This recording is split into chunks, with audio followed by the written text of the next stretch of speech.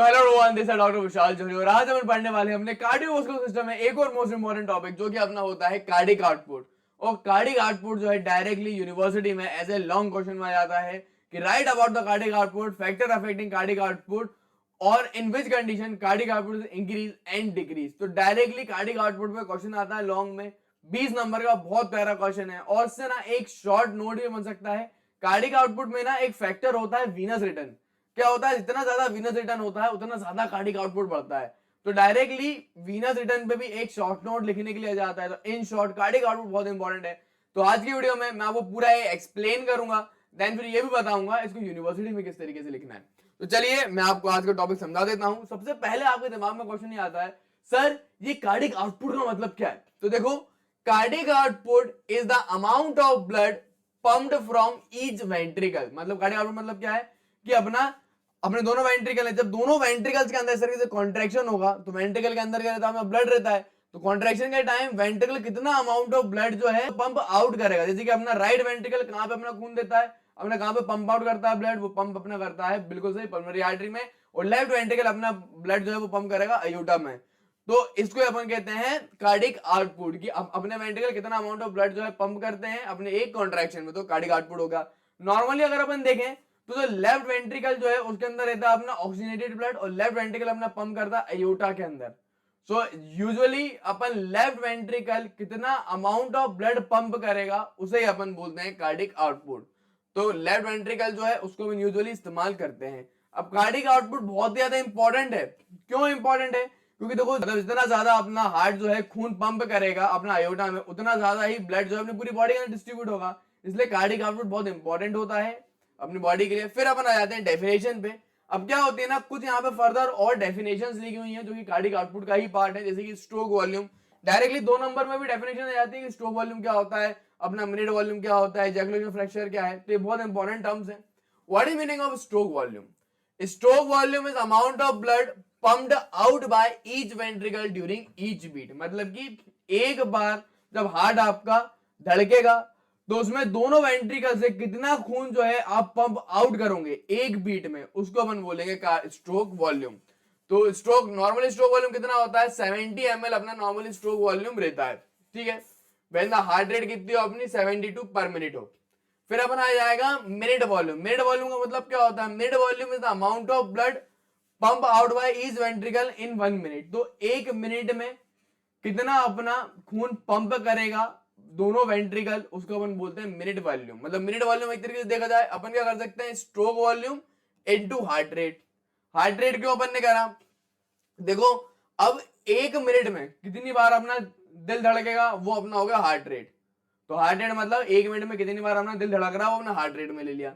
फिर अपना आ गया स्ट्रोक वॉल्यूम। स्ट्रोक वॉल्यूम क्या होता था, अपना एक बीट में कितनी बार अपना ब्लड पंप आउट हो रहा है। तो एक हार्ट बीट में कितना अपना ब्लड पंप हो रहा है इनटू एक मिनट में कितनी बार वो हार्ट बीट होगी, तो अपना जाएगा मिनट वॉल्यूम कि एक मिनट में कितना अपना जो है पंप होगा ब्लड। फिर अपना आते हैं कार्डिक इंडेक्स। तो कार्डिक इंडेक्स जो है इतना इंपॉर्टेंट नहीं है, इससे ज्यादा इंपॉर्टेंट अपना इजेक्शन फ्रैक्शन और अपना कार्डिक रिजर्व होता है। तो कार्डिक इंडेक्स जो है ना वो अपना नॉर्मली फॉर्मूला है। Cardiac index defined as the amount of blood pump out per ventricle per minute square metre of the body surface. मतलब कि कितना अपन जो है ना पंप, इसका मतलब ये कि कितना ब्लड जो है ना अपन हार्ट से निकलेगा दोनों वेंट्रिकल से एक मिनट में, अपन डिवाइड किससे करेंगे उसको, बॉडी सरफेस से। Is that clear?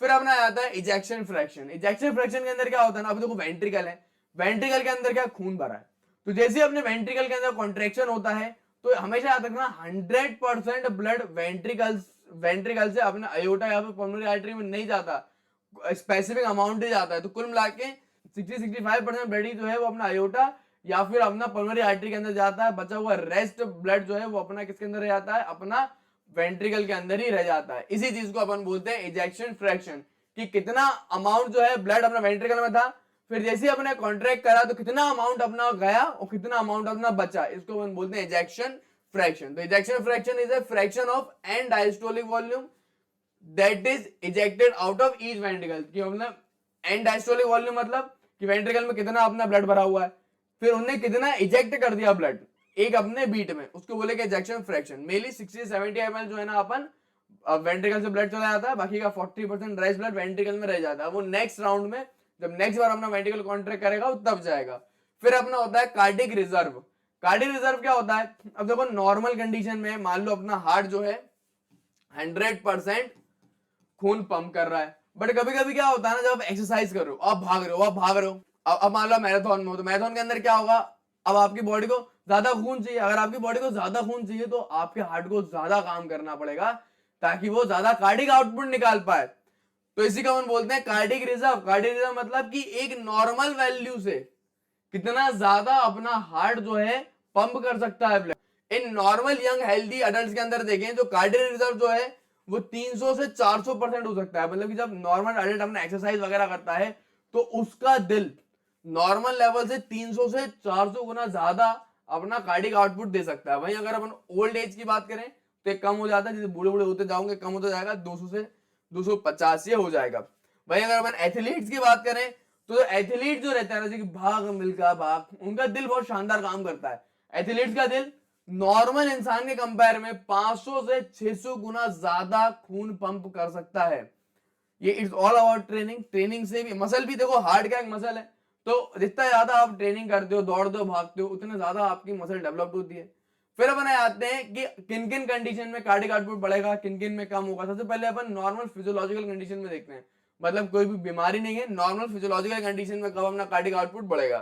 तो सिंपल बात है, अगर अपन एज के हिसाब से देखें तो बच्चों में क्या होता है, कार्डिक आउटपुट अपना कम होता है एज कंपेयर अपन करें अडल्ट से। फिर फीमेल के अंदर अपन देखें, फीमेल के अंदर कार्डिक आउटपुट कम होता है अगर अपन मेल की बात करें। क्यों? क्योंकि फीमेल में ब्लड वॉल्यूम ही कम होता है, मेल्स के कंपेयर में फीमेल में ब्लड वॉल्यूम ही कम होता है। फिर अपन बॉडी बिल्डर्स की बात करें तो बॉडी बिल्डर्स का कार्डिक आउटपुट ज्यादा होता है। फिर डाययूरनल वेरिएशन की बात करें तो कार्डिक आउटपुट जो रहता है ना, जैसे कि सुबह सुबह अर्ली मॉर्निंग में कार्डिक आउटपुट कम रहता है। अब अर्ली मॉर्निंग में कार्डिक आउटपुट कम क्यों है? क्योंकि अपनी बॉडी जो है ना अर्ली मॉर्निंग के अंदर ज्यादा मस्कुलर एक्टिविटी नहीं दिखाती, क्योंकि ज्यादा मस्कुलर एक्टिविटी नहीं है तो वीनस रिटर्न अपना कम होता है, इसलिए अपना कार्डिक आउटपुट कम होता है। भाई अगर अपन डे टाइम में देखें, नॉर्मल डे टाइम में अपन करते हैं, ज्यादा चलते हैं फिरते हैं, मस्कुलर एक्टिविटी ज्यादा होती है। जितना ज्यादा मसल की एक्टिविटी होगी उतना ज्यादा वीनस रिटर्न होगा, जितना ज्यादा वीनस रिटर्न होगा उतना ज्यादा कार्डिक आउटपुट होता है। भाई एनवायरमेंट की बात करें तो याद रखना, जो मॉडरेट टेम्परेचर जो रहता है ना, जैसे कि जो मॉडरेट चेंज जो रहता है टेम्परेचर में, उससे कार्डिक आउटपुट बिल्कुल भी इफेक्ट नहीं होता अगर थोड़ा बहुत चेंज हुआ तो। लेकिन मान लो अगर टेम्परेचर 30 डिग्री से अपन बढ़ा दें तो क्या होगा, अपना कार्डिक आउटपुट भी साथ में बढ़ जाएगा। यहाँ पे लिखा है increase in temperature above 30 degree, cardiac output जो है बढ़ जाएगा। फिर अपन आ जाते हैं इमोशनल कंडीशन। तो क्या होता है, एंजाइटी की कंडीशन में या एक्साइटमेंट की कंडीशन में कार्डिक आउटपुट अपना बढ़ जाता है। अब कार्डिक आउटपुट अपना क्यों बढ़ जाता है? क्योंकि अपनी बॉडी के अंदर एक हार्मोन रिलीज होता है, उसको बोलते हैं कैटाक्लोमाइंस। अब कैटाक्लोमाइंस क्या करते हैं, अपना हार्ट रेट इंक्रीज करते हैं। क्योंकि हार्ट रेट इंक्रीज हुआ मतलब दिल अगर ज्यादा धड़केगा, धक धक धक धक धक धक धक धक, तो जाहिर सी बात दिल अगर ज्यादा धड़का तो ज्यादा खून भी बाहर जाएगा, तो ऑटोमेटिकली कार्डिक आउटपुट बढ़ जाएगा। तुम उसको ऐसा समझ लो, मान लो कि तुम अभी लेक्चर में बैठो, लेक्चर के अंदर एक सुंदर सी कन्या देखी, तुम एकदम से घबरा के ओ वाओ ये ब्यूटीफुल, तो तुम एक्साइट हो गए। जैसे एक्साइट हुए, एक्साइटेड होने कैटाक्लोमिन निकले, हार्ट रेट बढ़ी और तुम्हारा कार्डिक आउटपुट बढ़ गया। तो ये चीजें होती हैं और लड़के तो अच्छे से समझ पा रहे होंगे ये चीजें। फिर हम आते हैं पैथोलॉजिकल वेरिएशन में, अलग अलग बीमारी में। तो किन किन बीमारी में कार्डिक आउटपुट बढ़ जाएगा? तो याद रखना, फीवर में, जब अपन को फीवर हो जाता है, बुखार में कार्डिक आउटपुट बढ़ जाएगा, अनीमिया में कार्डिक आउटपुट बढ़ जाएगा। अब आप बोलोगे सर अनीमिया में क्यों बढ़ा? तो क्या होता है ना, क्योंकि अनीमिया में क्या होता है ना, ऑक्सीजन कैरिंग कैपेसिटी ब्लड की कम हो जाती है, ये मैंने ब्लड में पढ़ाया था। अब क्योंकि ब्लड के अंदर आरबीसी नहीं है या फिर हीमोग्लोबिन की कमी है, तो खून जो है अपन को टिश्यू के लेवल पे कम जा रहा है, अपना खून कम जा रहा है टिश्यू के लेवल पे, तो क्या होगा, अपना ऑक्सीजन कम मिलेगी, अपनी कंडीशन हो जाएगी हाइपोक्सिया। अब उस हाइपोक्सिया को ट्रीट करने के लिए हार्ट क्या करता है, ज्यादा से ज्यादा हार्ट रेट अपनी बढ़ाता है, ज्यादा से ज्यादा हार्ट बीट पंप करेगा ताकि कार्डिक आउटपुट बढ़े। जितना ज्यादा कार्डिक आउटपुट होगा टिश्यू के लेवल पे ब्लड होता जाएगा और अनीमिया अपन ठीक कर सकते हैं। इसलिए फीवर में, अनीमिया में, हाइपरथायरॉइडिज्म में, इन सब कंडीशन में क्या होगा, अपना कार्डिक आउटपुट बढ़ेगा। हाइपरथायरॉइडिज्म में क्यों बढ़ेगा? क्योंकि बेसिक मेटाबॉलिक रेट बढ़ जाएगा। फिर कम कब हो जाएगा? हाइपोथायरॉइडिज्म में, एट्रियल फिब्रिलेशन में, कंजेस्टिव हार्ट फेलियर में, शॉक में, हीमोरेज में। ये जितनी भी नीचे की तीर है ना, दिल की बीमारियां हैं, दिल की बीमारियों में जाहिर सी बात है कार्डिक आउटपुट कम अपना हो जाएगा।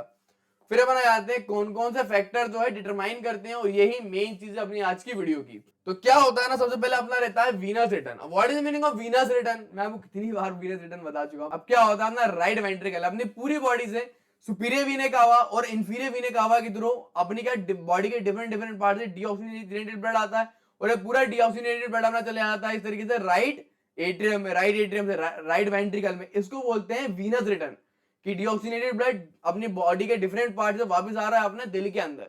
तो तुम खुद बताओ, जितना ज्यादा ब्लड दिल में आएगा उतना ज्यादा ही तो जाएगा। जितना ज्यादा वीनस रिटर्न होगा, ब्लड अपना अपना कहां पे आएगा, राइट वेंट्रिकल में आएगा, राइट वेंट्रिकल से लंग्स में गया, लंग्स से वापस किस में आया, वापस आया अपना लेफ्ट एट्रियम में और लेफ्ट वेंट्रिकल में। तो जितना ज्यादा वीनस रिटर्न होगा उतना ज्यादा ही अपना क्या होगा, कार्डियक आउटपुट होगा। तो वीनस रिटर्न से कार्डियक आउटपुट बढ़ जाता है। फिर फोर्स ऑफ कंट्रैक्शन, जितनी तेज दिल धड़केगा, फिर आता है फोर्स ऑफ कंट्रैक्शन, जितनी तेज दिल अपना कॉन्ट्रैक्ट करेगा उतनी तेज वीनस रिटर्न होगा, उतना ज्यादा वीनस रिटर्न होगा। हार्ट रेट भी डायरेक्टली प्रोपोर्शनल है, जितना ज्यादा अपनी हार्ट रेट होगी उतना ज्यादा कार्डियक आउटपुट होगा। और पेरिफेरल रेजिस्टेंस, ये एक इकलौती चीज है जो कि क्या करेगी, अपना कार्डियक आउटपुट को कम कर देती है, पेरिफेरल रेजिस्टेंस। अब अपन आते हैं वीनस रिटर्न पे, इसके ऊपर अलग से शॉर्ट नोट आता है। What is meaning of venous return, ये मैं आपको पहले ही बता चुका हूं, एक बार समझा देता हूं। तो venous return is the amount of blood which is return to the heart from the different part of body. मतलब डिफरेंट डिफरेंट पार्ट से बॉडी से क्या होता है, डीऑक्सीजनेटेड ब्लड वापस दिल में आता है, इसे बोलते हैं venous return. When it increase, जैसे वीनस रिटर्न ज्यादा हो जाएगा, ventricle filling and the cardiac output are increase, ventricle ज्यादा भरेंगे ज्यादा अपना कार्डियक आउटपुट हो जाएगा। तो एक तरीके से डायरेक्टली प्रोपोर्शनल होता है। और वीनस रिटर्न खुद 4 फैक्टर से डिटरमाइन होता है, एक रेस्पिरेटरी पंप, एक मसल पंप, एक ग्रेविटी और एक वीनस प्रेशर। अब सिंपल सी बात समझो, मान लो कि कोई पाइप है, तुम देखा होगा तुम गमलों वगैरह में पानी देते हो या तुम कार धोते हो, पाइप अपन लेते हैं, तो जैसे अपन पाइप को दबा देते हैं तो क्या होता है ना, बहुत तेजी से खून अपना जाता है। ठीक है, अब तुम ये सेम चीज समझ लो वीनस प्रेशर में। मान लो कोई वेन है, वेन अभी नॉर्मली ऐसी है, खुली हुई है, अब तुमने क्या, तुम्हें चल तुमने दबा दी, तो जैसे ही वेन दबा देते हो, जैसे ही वेन का कॉन्ट्रैक्शन हो जाता है तो क्या होगा, खून बहुत तेजी से ऊपर जाएगा, इसको बोलते हैं वीनस प्रेशर। तो क्या होगा ना, वेन के अंदर प्रेशर बढ़ेगा तो कार्डियक आउटपुट ऑटोमेटिकली बढ़ जाएगा, क्योंकि खून ज्यादा अपने दिल में आएगा, तो वीनस प्रेशर इफेक्ट करता है। सेम ग्रेविटी है। अब ग्रेविटी है ना, ये भी बहुत बढ़िया चीज है, इसको तुम्हें अच्छे से समझाऊंगा, अभी तुम रुको, मैं बहुत मजेदार तरीके से इसको समझाऊंगा। पहले मैं तुम्हें समझाता हूँ रेस्पिरेटरी पंप, सिंपल सी बात है। अब रेस्पिरेटरी पंप क्या बोलता है, respiratory pump is the respiratory activity that help the return of blood to the heart during inspiration. मतलब इंस्पिरेशन में क्या होता है ना, अपने दिल के अंदर जो है वीनस रिटर्न हो जाता है। अब वो कैसे होता है उसका पूरा एक सिस्टम मैं आपको समझाता हूं। तुम्हें ना ये फ्लो चार्ट देखना पड़ेगा, physiology is all about flow chart. अब देखो तुमने क्या करा, सबसे पहले करा इंस्पिरेशन। इंस्पिरेशन में क्या होता है, अब ऐसे सांस अंदर लेते हैं, क्योंकि आपने अभी सांस अंदर ली, तो क्या करा, सांस अंदर लेने के लिए आप क्या करते हो, इंस्पिरेशन में आप क्या करते हो, सबसे पहले अपन क्या करेंगे, ये जो थोरेसिक केज है, जो अपना पूरा थोरेसिक केज है, ये क्या हुआ, एक्सपैंड हुआ, जैसे नॉर्मल ऐसा है।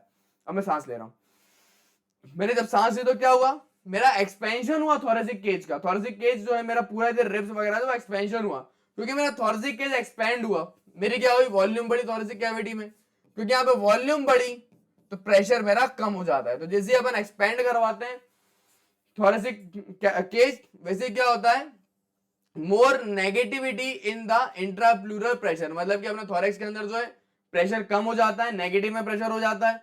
अब क्योंकि थोरेक्स में प्रेशर नेगेटिव में चला गया तो क्या हुआ, increase in the diameter of inferior vena cava. ये जो इंफीरियर वीने कावा जो है, इसका जो डायमीटर है वो ऐसा बड़ा हो जाता है, डायमीटर बढ़ जाता है। नॉर्मली अगर ऐसा है तो डायमीटर इसका बढ़ जाएगा। क्यों बढ़ा इंफीरियर वीने कावा का डायमीटर, क्योंकि अपन ने क्या करा, नेगेटिव प्रेशर हो जाता है अपना थोरेसिक कैविटी में। अब आप बोलोगे सर ये डायमीटर बढ़ने से क्या हुआ, तो भाई डायमीटर बढ़ने से बहुत फर्क पड़ेगा।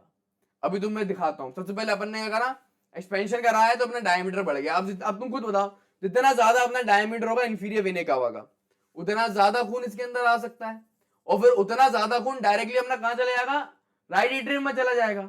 अब तुम बोलोगे सर आपने तो बोला था प्रेशर, देखो क्या होता है ना, at the level of inferior vena cava. अब बस अपने क्या है, अपना ये हार्ट है, हार्ट के जस्ट नीचे ही तो है इंफीरियर वीने कावा, तो जितना ज्यादा डायमीटर होगा उतना ज्यादा खून इसके अंदर आ जाएगा। Is that clear. अब देखो अब अपन करते हैं आगे बात। तो जैसे अपन इंस्पिरेशन करते हैं, पहले अपन थोरेसिक केज को इसे ऊपर उठाते हैं, और उसके बाद ये जो डायफ्राम है ना, नॉर्मली मान लो अभी ऐसा डायफ्राम है, फ्लैट है, डायफ्राम अपन कर देते हैं था डोम शेप का, पूरा डायफ्राम नीचे की तरफ चला जाता है, यूं डायफ्राम हो जाता है डोम शेप का। तो डायफ्राम क्या हुआ, डायफ्राम नीचे आया, डायफ्राम नीचे डिसेंड हुआ। जैसे ही डायफ्राम नीचे आता है तो नीचे क्या है, ये भी अपने इंफीरियर वेने का हुआ, डायफ्राम नीचे आया तो नीचे आने वाली इंफीरियर वेने का क्या करेगा, कंप्रेस करेगा, दबाएगा। तो क्या आएगा, increase in intra abdominal pressure. Diaphragm नीचे आया तो अपना एब्डोमिन का प्रेशर बढ़ जाता है नीचे की तरफ, और जैसे एब्डोमिन का प्रेशर बढ़ा, जो अपनी एब्डोमिनल वेन्स जो है ना वो कंप्रेस होंगी, और जैसे ही वेन कंप्रेस होंगी वो पूरा ब्लड, यहां से पूरा ब्लड चला जाएगा डायफ्राम के ऊपर। अब डायफ्राम के ऊपर गया, मान लो यहाँ पे ये क्या है, अपना डायफ्राम है, जैसे ये डायफ्राम अभी नॉर्मल है, जैसे डायफ्राम अपना फ्लैट होगा ऐसा, वो क्या करेगा, एब्डोमेन के अंदर प्रेशर इंक्रीज करेगा, जिसके कारण क्या होगा, अपना ये जितने भी अपनी एब्डोमेन की वेन है वो कंप्रेस होंगी। जैसे ये वेन कंप्रेस होंगी, सारा खून अपना चला जाएगा इस तरीके से ऊपर की तरफ इंफीरियर वेने कावा में। अब यहाँ पे ऑलरेडी इंफीरियर वेने कावा क्या है, डायलेटेड है, डायलेट है, तो ज्यादा से ज्यादा खून इसके अंदर आएगा, और वो सारा का सारा खून डायरेक्टली अपने चले जाएगा राइट एट्रियम में ऊपर की तरफ। इसको बोलते हैं इंस्पिरेटरी पंप। भाई बोलो ना क्या मांगता हाँ, है? ये खून मांगता। अब देखो तुम्हें इससे समझाता हूँ। मान लो इंफीरियर वेना कावा है, ठीक है, और अभी अपन है एब्डोमेन के नीचे, ये मान लो क्या है, डायफ्राम है। डायफ्राम क्या करा, डिसेंड हुआ, जैसे डायफ्राम डिसेंड हुआ क्या हुआ, अपने एब्डोमेन के नीचे प्रेशर बढ़ा, और अपना यहाँ पे जो ये जो यहाँ पे क्या हुआ, कंप्रेशन होगा वेन्स का। तो यहाँ पे वेन कंप्रेस हुई। अब इसको थोड़ा ना बॉर्डर को ऊपर खोल लेता हूँ। अब ऐसे ही वेन कंप्रेस हुई, पूरा खून ऊपर की तरफ चला गया, कहाँ पे, डायफ्राम के ऊपर। अब यहाँ पे अगर अच्छा स्पेस होगा तो ज्यादा खून जा पाएगा, इसलिए अपन ने क्या करा था, अपनी ऊपर की वेन पहले डायलेट हो गई, जब हम थोरेसिक के जब एक्सपेंड कर रहे थे, तो अपना ज्यादा खून जाता है, और पूरा खून फिर कहाँ चला गया, हार्ट के अंदर। अभी तो अपनी बॉर्डर है तो बाहर आ गया, नॉर्मली हार्ट के अंदर चले जाते हैं। तो इस दैट वे में अपना हो जाता है ये। तो मैं आपको रीड कर देता हूं, तो क्या होगा, आपको ज्यादा अच्छे समझ में आएगा। अब ड्यूरिंग इंस्पिरेशन देखो, thoracic cavity expand and make the intrathoracic pressure negative, मतलब कि जो मैंने बोला वही लिखा है। जैसे आप इंस्पिरेशन करते हो, थोरेसिक कैविटी एक्सपैंड होती है और यहाँ का प्रेशर नेगेटिव हो जाता है। It increase the diameter of inferior vena cava. Inferior vena cava का डायमीटर आपका बढ़ जाएगा, और जैसे ही डायमीटर बढ़ेगा इंफीरियर वेना कावा का, क्या होगा, अपना वेनस रीटर्न ऑटोमेटिकली बढ़ जाएगा। At the same time descending of the diameter, मतलब कि डायफ्राम जो है ना नीचे की तरफ डिसेंड होगा। इंट्रा एब्डोमिनल प्रेशर जो है वो अपना क्या होगा, इंट्रा एब्डोमिनल प्रेशर अपना बढ़ जाएगा, जिसके कारण ज्यादा कंप्रेशन होगा एब्डोमिनल वेन का। जैसे कंप्रेशन होगा वेन, खून फटाक से ऊपर जाएगा, ऊपर से करते हुए अपना पूरा हार्ट के अंदर आ जाएगा। This is all about inspiratory pump. अब मैं आपको पढ़ाता हूं मसल पंप। मसल पंप क्या होता है, मसल पंप बहुत ज्यादा जरूरी होता है। आप तो सिंपल सी बात है, ये मान लो एक पूरी वेन है, ये नॉर्मल रेस्ट, ये अपन ना पैर के लेवल पर पढ़ते हैं। देखो पैर के लेवल पे क्या हुआ, ये वेन है, वेन में से वॉल्व प्रेजेंट होते हैं, और ये वॉल्व ना मेनली क्लोज रहते हैं, ठीक है। अब क्या हुआ, यहाँ पे ऐसा वॉल्व वाला सिस्टम है। अब ये पूरा खून है, खून क्या करा, ऊपर की तरफ आ गया यहाँ पे। अब यहाँ पे अपन ने क्या पूरा वीनस भर लिया, खून भर गया। अब क्या हुआ ना, पैर के लेवल में क्या होता है ना, अपने पैर में मसल रहती है बहुत सारी, और मसल के बीच में ना ऐसी वेन्स प्रेजेंट होती है, तो दोनों तरफ मसल है। अब जैसे अपन चलते हैं फिरते हैं, कोई भी मस्कुलर एक्टिविटी कराते हैं, तो क्या होता है, मसल इस वेन को ऐसे दबाएगा, कॉन्ट्रैक्ट करेगा। अब तुम यहाँ पे देखो, जैसे ये मसल का कॉन्ट्रेक्शन हुआ, वेन दबी, और इतना भी अपना खून था ना, पटाख से करके ऊपर की तरफ चले जाएगा ये वाले सेगमेंट में। तो खून क्या होगा, पहले इस सेगमेंट में था, क्योंकि दबा ऊपर चला गया ऊपर वाला सेगमेंट में। फिर यहाँ पे क्या हुआ, यहाँ पे भी वॉल्व है, ये भी वॉल्व ओपन हो गया, मसल के कॉन्ट्रैक्शन टाइम में वॉल्व ओपन हो गया। जैसे ही मसल अपना रिलैक्स करेगी, ये वॉल्व वापस से ऐसे क्लोज हो जाएगा, और पूरा खून इस सेगमेंट में आ जाएगा। फिर दोबारा से मसल कॉन्ट्रैक्ट होगी, मसल फिर ऊपर जाएगा, वॉल्व खुलेंगे, फिर से मसल वॉल्व बंद हो जाएगा। तो ऐसे करता जाएगा, और अपना खून ऊपर की तरफ बढ़ता जाएगा, और अपने एब्डोमेन में जाएगा। और जैसे ही एब्डोमेन में आएगा, आप लोगों के सांस, इंस्पिरेटरी पंप, और फटाक से खून अंदर। तो इस दिस वे में मसल काम करता है। भाई लाया ना भाई, ये अरे लो भाई। खून कम पड़ जाएगा ऐसे तो। अब मान लो ये क्या है, अपनी वेन है, ये नॉर्मल कंडीशन है ये वाली, इसमें तो खून भरा हुआ है। अब ये दोनों तरफ में मेरी पैर की मसल है, पैर की मसल क्या कर रही है, इसको ऐसे दबा रही है। जैसे अब मैं कोई मस्कुलर एक्टिविटी कराऊंगा, दबेगी ना, दबी, और खून क्या हुआ, इस तरीके से ऊपर की तरफ चला गया, तो इस सेगमेंट में आ जाता है। जैसे ही ऊपर आ जाता है, मसल अपने रिलैक्स होती है, और ये वॉल्व मान लो अभी ऐसे खुले हैं, खून ऊपर आया, रिलैक्स कंडीशन में वॉल्व वापस बंद हो जाएंगे। तो वॉल्व बंद होने के कारण क्या होगा, पूरा खून वापस से नीचे नहीं जा पाएगा। एक तरीके से तुम मानो कि एक बार खून ऊपर गया तो गया, वापस नीचे नहीं आ पाया, क्योंकि अपन ने दरवाजा ही बंद कर लिया। This is muscle pump. Muscle pump भी दिखा लेता हूं। Muscle pump is the muscular activity that help in the returning of the blood from to the heart. फिर during the muscular activity vein are compress, जैसे muscle की activity में vein वगैरह compress होते हैं। Due to pressure valve in vein during compression blood is move toward, मतलब क्या होता है ना, इसमें प्रेशर रहते हैं, वॉल्व ओपन होते हैं और ब्लड ऊपर की तरफ मूव करता है। When the muscular activity increase venous return जो है इंक्रीज हो जाता है। वॉल्व क्या करते हैं, वॉल्व जो प्रेजेंट रहते हैं ना वो वापस से ब्लड को नीचे नहीं आने देते। मान लो ब्लड यहाँ पे आ गया, वॉल्व बंद है तो ब्लड नीचे नहीं आ पाएगा। अब अपन आ जाते हैं ग्रेविटी पे।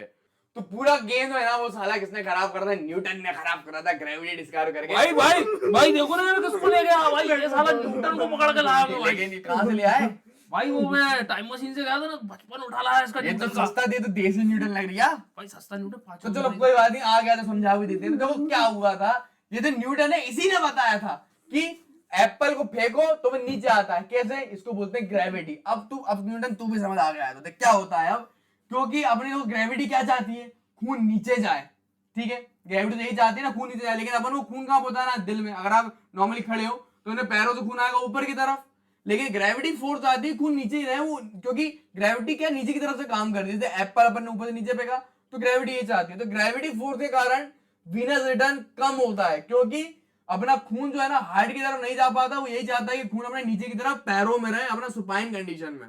तो भैया तुमने बहुत परेशान करा मुझे फिजिक्स के टाइम में। भैया आपको पता है ना क्या करना है? हाँ भैया इसीलिए तो इसका बचपन लेके आ। ले आओ उसको। तो ये सारी चीजें जो है मैंने आपको एक्सप्लेन कर दी है। अब अपन आगे बढ़ते हैं। और जो क्या होता है ना, बीच में कॉमेडी कर थोड़ा अच्छा लगता है, बिकॉज आप बोर नहीं होंगे। 30 मिनट के लेक्चर हैं, झोरिया में भी स्टाइल ही ऐसी पढ़ाने की, हंसते हंसते कट जा रहे हंसते। तो चलो मैं आपको 2 चीज और बताता हूँ यहाँ पे। सबसे पहले अपना आता है एक हार्ट रेट।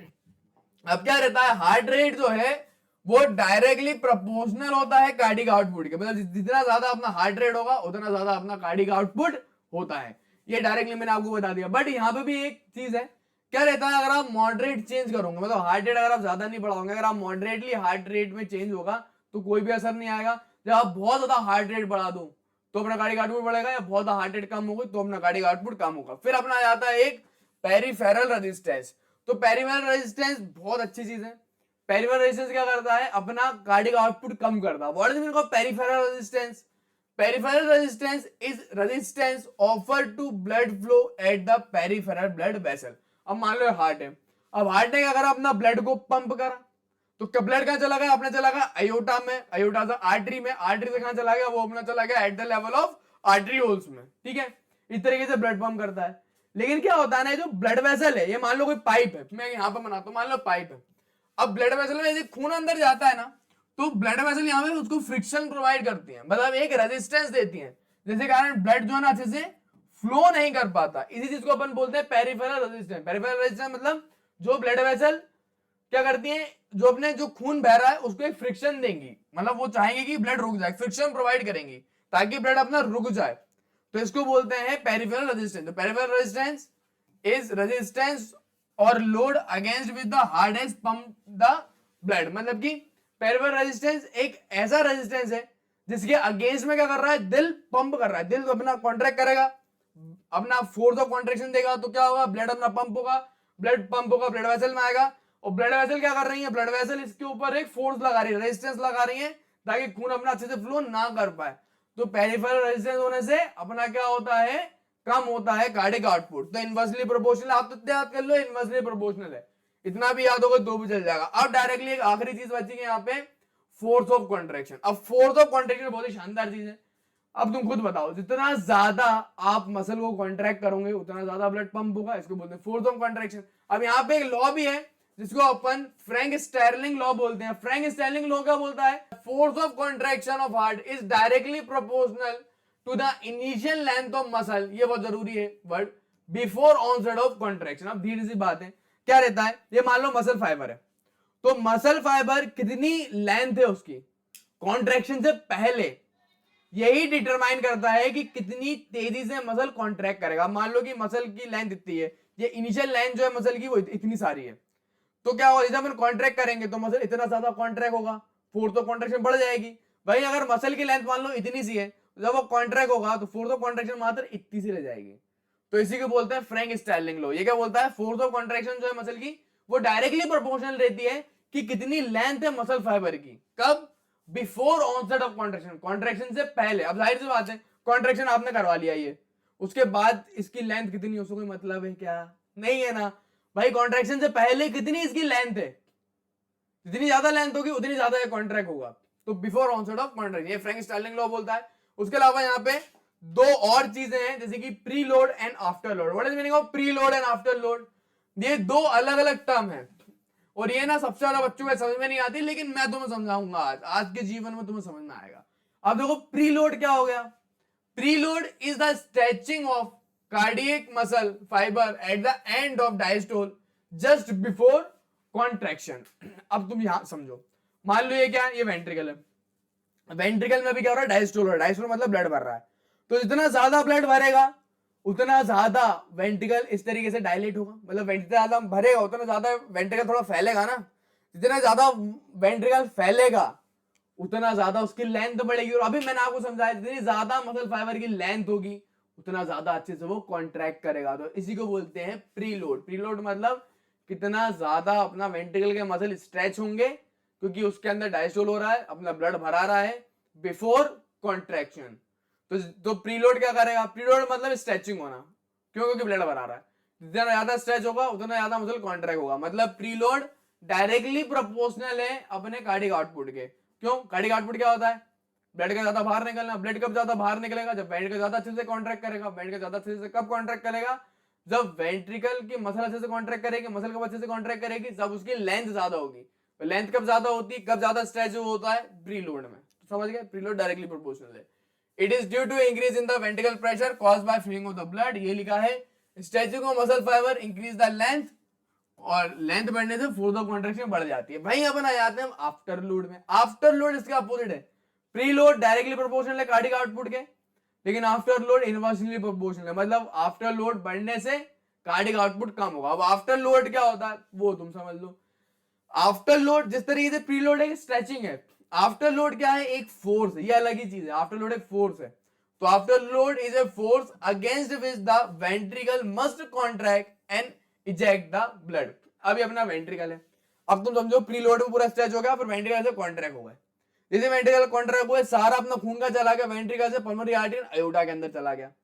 अब क्या हुआ? पल्मोनरी आर्टरी एंड अयोटा के अंदर भी क्या हुआ? अपना प्रेशर बढ़ गया। क्यों? क्योंकि यहाँ पे वो पेरिफेरल रेजिस्टेंस भी तो देगा। अब क्या हुआ? मान लो कि सिर्फ 40% ही ब्लड अपन ने पंप कर पाए। अब इसका अब आफ्टर लोड का मतलब ये है कि अपना अब वेंट्रिकल कितनी फोर्स से कॉन्ट्रैक्ट करे और ज्यादा, कि बचा हुआ खून जो है वो पूरी तरीके से चला जाए। मान लो अभी वेंट्रिकल आधा कॉन्ट्रैक्ट हुआ तो उसने खून बचा दिया अपने पल्मोनरी आर्टरी पल्मोनरी वेसल्स में, तो उनके अंदर क्या हुआ? जो पल्मोनरी आर्टरी अयोटा में पहुंचा दिया, तो पल्मोनरी आर्टरी अयोटा के अंदर जो है वो क्या हुआ? पल्मोनरी आर्टरी अयोटा के अंदर प्रेशर बढ़ गया, तो मान लो 40% खून चला गया, तो अब अपना वेंट्रिकल और कितना फोर्स से कॉन्ट्रैक्ट करें कि बचा हुआ खून भी चला जाए। इसी फोर्स को अपन बोलते हैं आफ्टर लोड, और आफ्टर लोड इनवर्सली प्रोपोर्शनल होता है। देखो, force is determined by the arterial pressure at the end of isometric contraction, मतलब जब वो कॉन्ट्रैक्ट होता है उसके बाद सेमिनल वॉल्व ओपन हो जाते हैं। आपको पता ही है आइसोमेट्रिक कॉन्ट्रैक्शन, वेंट्रिकल के कॉन्ट्रैक्शन के बाद क्या होता है? सेमिनल वॉल्व ओपन हो जाते हैं। राइट वेंट्रिकल किसमें ओपन होगा? पल्मोनरी आर्टरी में। लेफ्ट वेंट्रिकल अपना होगा अपने आयोटिक वॉल्व्स के अंदर ओपन हो जाते हैं। ठीक है, are open and the blood is ejected into the aorta and the pulmonary artery. The pressure increase in this vessel के अंदर प्रेशर बढ़ जाएगा। Now the ventricle have to work against this pressure for the further ejection. अब क्या करेगा? Ventricle को और फर्दर फोर्स से काम करना पड़ेगा ताकि इसके अगेंस्ट में ब्लड पहुंचा दे। तो यही होता है। अब आफ्टर लोड बनता है कैसे? लेफ्ट वेंट्रिकल का आफ्टर लोड कौन बनाएगा? वो बनाएगा आयोटिक प्रेशर, क्योंकि लेफ्ट वेंट्रिकल कहां खून देगा? आर्चो अयोटा में, अपने अयोटा में खून देगा। और राइट वेंट्रिकल कहां देगा? वो अपने देगा पल्मोनरी आर्टरी में। तो राइट वेंट्रिकल का फोर्स पल्मोनरी आर्टरी बनाता है। तो ये मैंने आपको बताया, और बस लास्ट लाइन याद कर लेना, ये इनवर्सली प्रोपोर्शनल होता है after load. This is all about cardiac output. मैंने आपको बहुत प्यार मोहब्बत से समझाया। होप सो आपको मेरी वीडियो से हेल्प हुई हो। यूनिवर्सिटी एग्जाम में कैसे लिखना है मैं आपको वो बताता हूँ। देखो, इट्स ऑल अबाउट कैसे आप रिप्रेजेंट कर रहे हो अपना क्वेश्चन। और ये मेरे सारे नोट्स बहुत जल्द मेरी वेबसाइट पे अपलोड हो जाएंगे, तो आप डायरेक्ट बाय कर सकते हो, लिंक डिस्क्रिप्शन में है। तो आपको मेरा डेफिनेशन लिखनी है कार्डिक आउटपुट, फिर आपको इसके मेन डेफिनेशन के पॉइंट लिखने, फिर कुछ टर्म्स भी लिख देना, फिर थोड़ा बहुत एक्सप्लेन कर लेना, फिर लिखना वेरिएशन गैरिन डाल के, सारे इतने वेरिएशन है ना, फिजिकल फिजियोलॉजिकल सब लिखना। फिर आपको लिखना है फैक्टर आपको एक एक करके एक्सप्लेन करने, venous return, force of contraction, heart rate, peripheral, venous return अच्छे से एक्सप्लेन करना, उसके सारे पॉइंट्स, और वीनस रिटर्न का फ्लो चार्ट भी बना देना। तो तुम इन हेडिंग्स में, इन पॉइंट्स में लिख के आओगे तो बहुत अच्छे मार्क्स मिलेंगे। वीडियो से हेल्प यू, वीडियो को लाइक करना, और thanks for watching and keep learning.